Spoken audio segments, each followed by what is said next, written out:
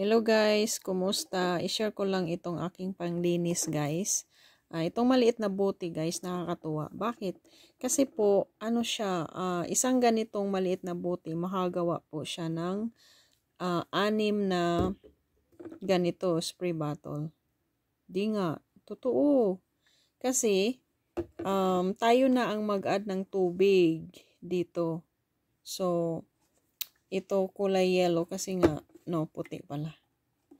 Ayan, kasi itong ginamit ko, ayan, ubos na nga eh. Nakailang ano na ako nito.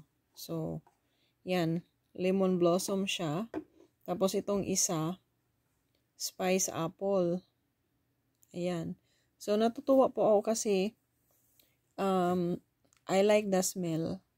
Tapos, all-purpose na din siya kasi stain remover, odor eliminator, tsaka panglinis. So, parang all in one na siya. So, ngayon, itong bote guys, reusable itong bote kasi, ayan pag maubos na, mag-refill ka lang. So, dito sa gilid, may linya lang, may ano dito, may mark. So, mag-refill ako hanggang dito, 12 times. So, yan guys. Kasi may tira pa ako. Gagamitin ko siya. Nakakatuwa po talaga to guys. I like the smell. O diba? Makakasave ka. Ikaw na lang magdagdag ng tubig. Kasi yung ibang mga national brand, no? Di more, dagdagan ko na lang itong sa isang sense kasi hindi siya umabot. So, pareho naman sila. So, dagdagan lang natin ng kunti.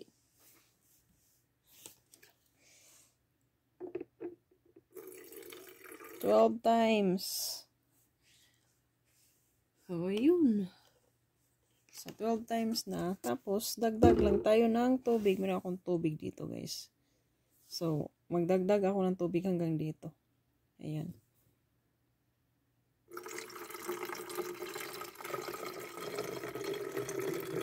O, diba? Tapos, alam mo na ang ginagamit mo ay safe. Walang masyadong tawag niyan, yung chemical. So, lalo na pag may mga babies kayo, mas safe siya gamitin. Kasi, tulad na lang ng tawag niyan, like yung chlorine bleach. Alam mo ba, pag naglilinis ka, pag mo yan, malanghap, masama sa lungs. O, diba siya guys? Ganyan siya guys, o. O, diba? Naku. Yan. O, diba? Ganyan lang. Ganito kaliit na bote, guys. Makagawa ka ng 6. Di hamak na makakatipid ka po talaga. Promise. Yan. Thank you for watching.